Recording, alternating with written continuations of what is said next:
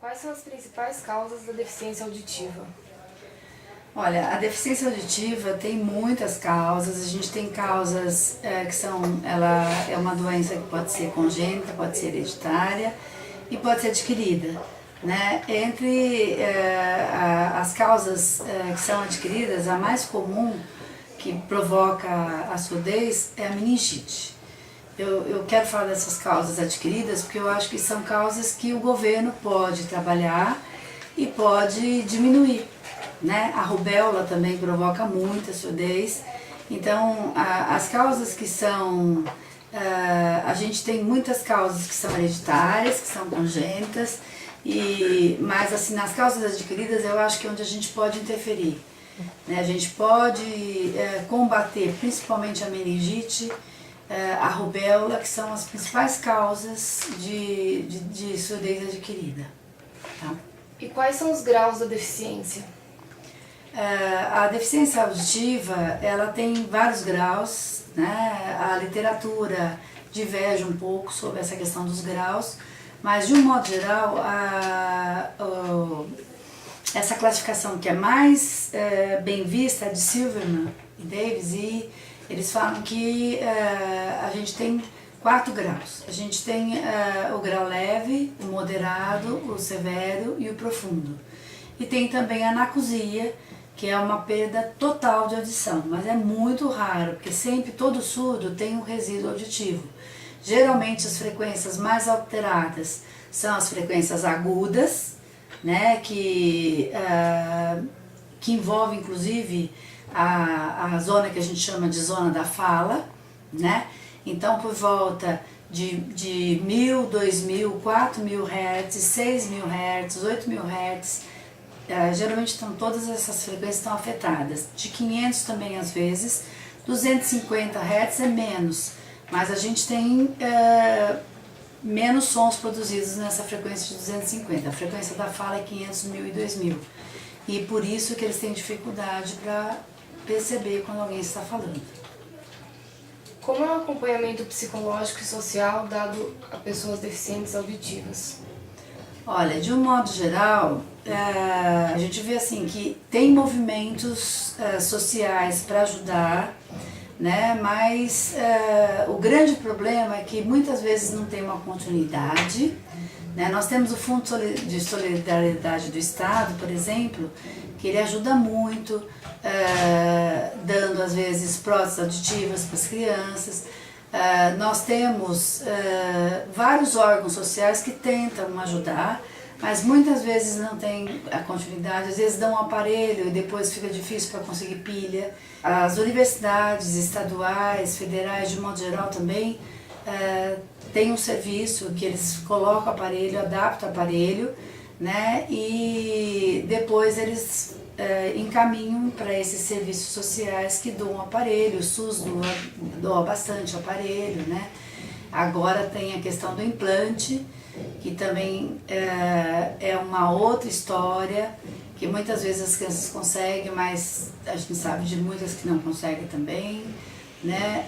Agora, serviço psicológico, e existem algumas associações de surdos que são muito importantes, eu acho que deveria ser divulgado para as famílias. A gente tem a FENES, que é a Federação Nacional de Educação dos Surdos, que existe no Brasil todo, que faz um trabalho bem interessante. Eles dão aulas para pessoas ouvintes que querem trabalhar com surdos, e essas aulas são cobradas, mas são muito boas. E eles dão aula para surdos gratuitamente, que querem aprender língua de sinais, eles não cobram dos surdos, né, na associação deles. Tem associações esportivas. Como é feito o processo de alfabetização? A questão da alfabetização, indo para a questão da alfabetização, é muito difícil, porque o surdo ele pode se alfabetizar dentro de uma classe comum, só que ele precisa de mais atenção, porque como ele não escuta, o nosso método de alfabetização ele é muito feito por meio da língua oral. E eles precisam de ter algumas estratégias para eles poderem aprender melhor a escrita. Então precisa ser uma alfabetização usando a língua de sinais, para eles poderem entender essa passagem para a língua escrita. A língua escrita, ela é mais fácil para o surdo aprender do que a língua oral. Ele ser alfabetizado vai ajudar muito, porque ele consegue, a partir do momento que ele é alfabetizado, ele consegue, com a associação entre a língua oral e a língua escrita, ele consegue ir ampliando o léxico dele, ele consegue ir participando das redes sociais, por exemplo. Hoje em dia ele vai participando de um letramento digital, ele consegue acessar, se ele conseguir escrever, ele consegue acessar, se ele tiver um celular, o WhatsApp, ou internet, né, Facebook, então ele consegue se comunicar melhor, né, e ele pode até, porque muitos usam o celular, mas eles colocam eles fazem vídeo, né, deles fazendo língua de sinais, mas o vídeo consome muita bateria, então se ele conseguir escrever, né, e na internet, como você pode escrever, ninguém está importando na internet se você escreveu certo ou errado, então eles estão usando muito a internet hoje em dia, porque a escola ainda não sabe, quando está alfabetizando, os professores precisam aprender melhor a alfabetizar, respeitar num certo momento que os surdos tenham erros, né, respeitar esses erros que são típicos de quem não ouve, porque eles não ouvem, por exemplo, os sons mais agudos, que são as sibilantes, as fricativas. Então, se você fala pasta, por exemplo, eles não escutam. Eles podem escrever pata, mas não porque ele tem uma troca, porque ele tem um problema de articulação, por exemplo, mas porque ele não escuta pasta, porta, ele vai escrever pota, entendeu? Então, você tem que mostrar depois por meio da escrita que tem um som que ele não ouve, mas que compõe aquela palavra, né? E aí você tem que trabalhar muito com o apoio de figuras, que vai ajudar ele a perceber, né? E isso eu estou falando de um surdo usuário de aparelho, não de implante, porque com implante às vezes ele consegue ouvir, tá? Qual é a maior dificuldade enfrentada por deficientes auditivos?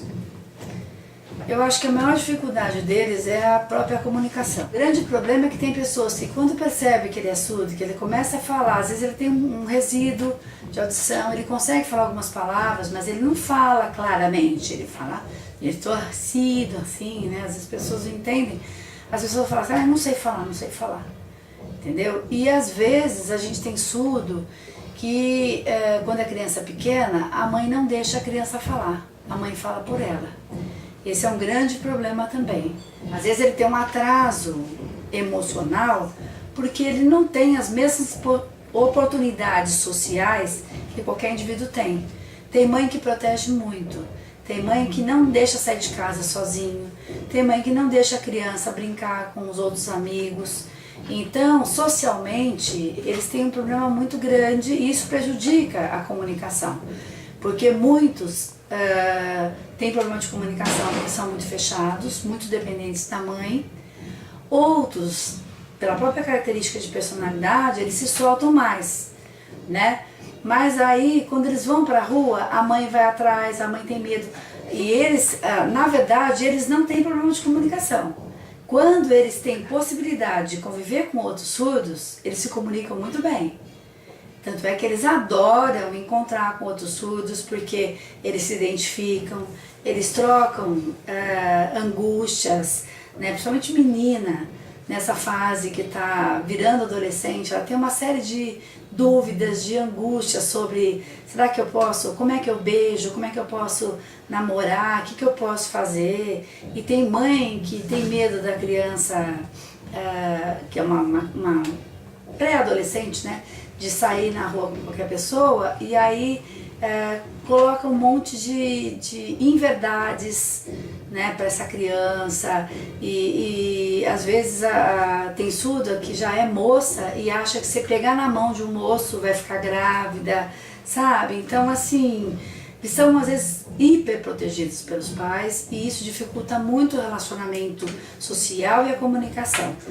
E a gente viu que tinham três fatores que ajudam tanto na aquisição da linguagem escrita quanto na aquisição do surdo enfrentar o mercado de trabalho, enfrentar um processo de escola e se comunicar melhor. Em primeiro lugar é o apoio da família.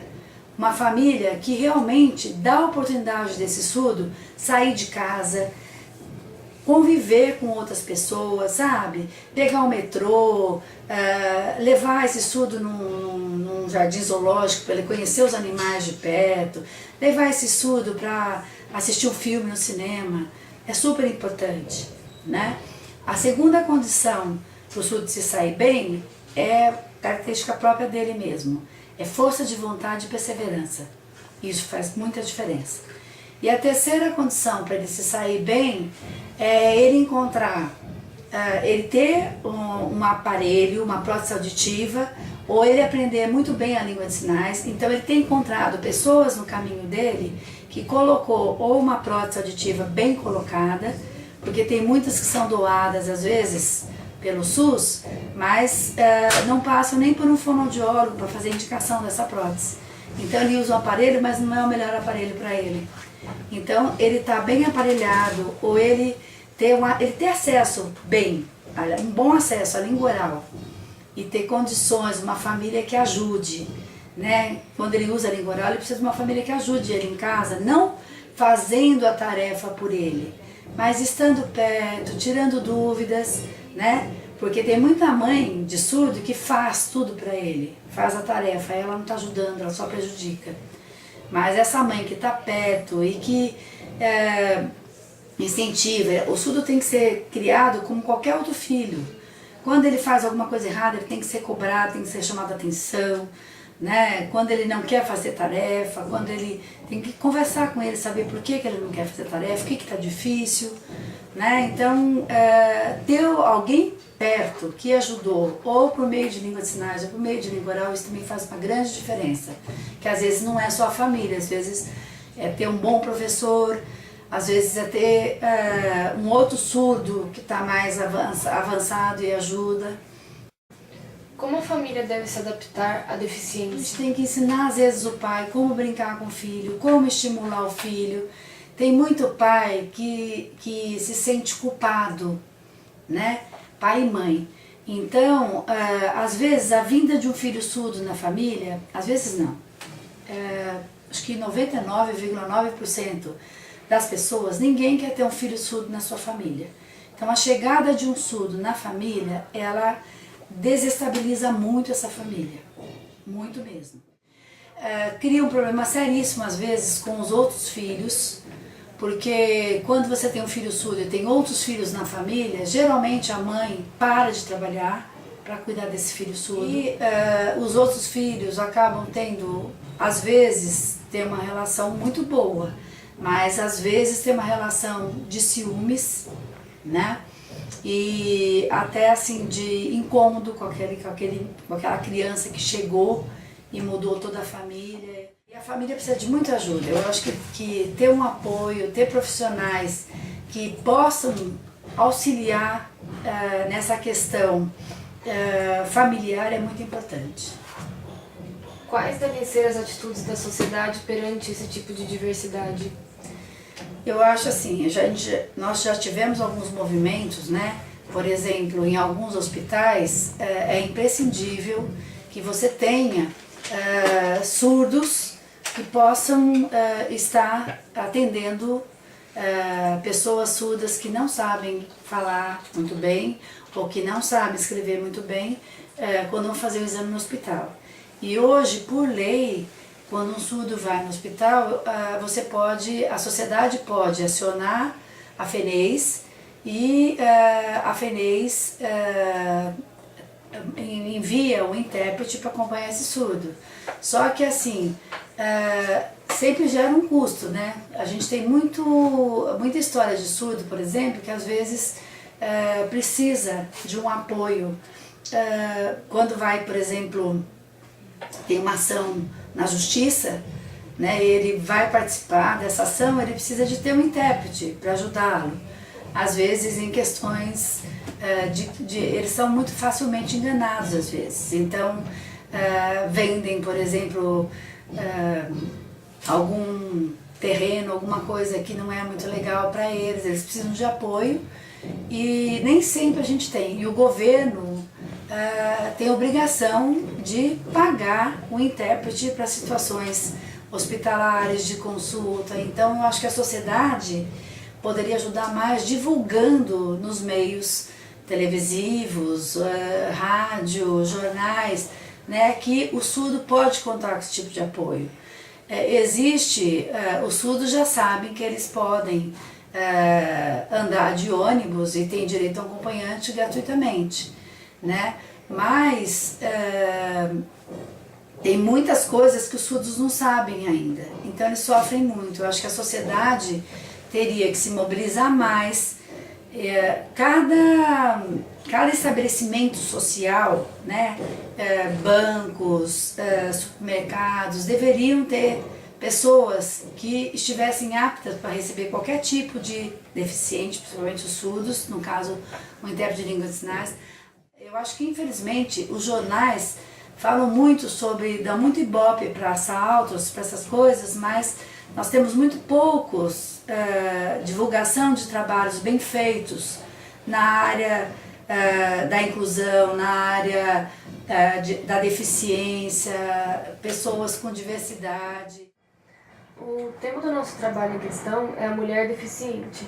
Nós sabemos que as pessoas com deficiência enfrentam problemas de preconceito e todos os problemas em geral para se adaptar.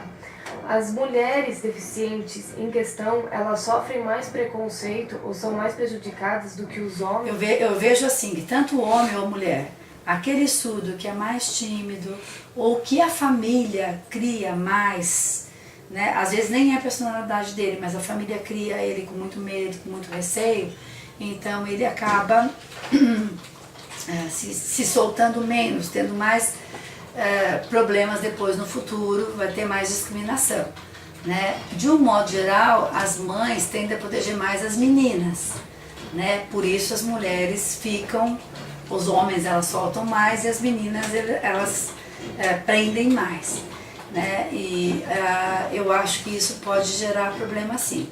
E os meninos, de um modo geral, eles conversam mais entre eles. Assuntos, por exemplo, eu tive muito adolescente aqui, eles conversavam entre eles, as meninas às vezes têm vergonha. Agora, eu acho assim que em termos de mercado de trabalho, eu acho que as mulheres, elas, de um modo geral, elas têm as mesmas chances de sair tão bem quanto os homens. Depende muito da família. A família que protege demais, ela vai ser aquela surda mais pacata, que aceita tudo, né? Então, e os meninos não, eles são mais de buscar desafios. Eu acho que até por eles serem criados um pouco mais soltos, de um modo geral, aqui no laboratório que eu vi era isso. Por exemplo, os meninos, eles ficavam brincando, eles corriam, né? Eu acho que tem um fator que aproxima muito os meninos, que faz com que os meninos tenham mais facilidade depois na vida escolar, na vida profissional, que assim, tem uma coisa que atrai muito menino, que é futebol, por exemplo, o esporte, né?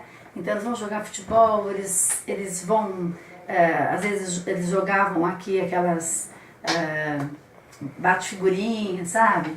Então eles se envolvem mais com jogos e criam uma amizade maior e conversam mais entre eles. As meninas, elas ficam mais quietinhas, então elas sentam, às vezes traziam uma boneca. Às vezes eu via as meninas brincando de boneca, mas de um modo geral elas ficavam mais quietas, mais sentadas, né? Então acho que talvez isso facilite os meninos depois, futuramente, no mercado de trabalho. Mas os surdos que trabalhavam comigo, de um modo geral, todos arranjaram empregos bons. As meninas até, por ter mais facilidade para gostar mais de atividades mais paradas, de escrever, elas saíam até melhor na busca de emprego depois. Porque elas têm mais paciência para estudar, os meninos nem tanto, entendeu? Então acho que depende muito, assim, nesse sentido. Eu não sei de surdas que trabalharam comigo se sofrem discriminação de preço, de trabalho, de emprego, né? Mas eles estão sendo bastante orientados, os que têm contato com outros surdos pela FENES, o pessoal orienta muito a aprender a cobrar, né? A saber cobrar. Mas de um modo geral, nenhum deles, nem homem nem mulher, sabe negociar um preço na hora de trabalhar. Eu imagino que eles devem ter uma dificuldade no mercado de trabalho para se impor, para ganhar pelo menos o justo, né? O que seria o mínimo correto, né? Dentro da função que está fazendo, né? E eu acho também assim que a gente vê que as firmas contratam, mas de um modo geral também eles ficam sempre em funções mais de menos prestígio, sabe? É difícil você ver um surdo galgar e chegar numa função dentro de uma empresa, numa função mais de maior prestígio, chegar num cargo mais elevado, assim. Geralmente eles ficam naqueles cargos bem básicos, em supermercado, repositor, né? Eu tenho um surdo que trabalhou comigo, que estava trabalhando numa loja, no shopping, uma loja muito boa, ele era repositor. Então, assim, tem uma outra surda que trabalhava também numa fábrica, também trabalhava com serviços básicos. Tem uma surda que trabalha, que eu tenho notícias, né, que trabalha aí no Instituto Butantan também.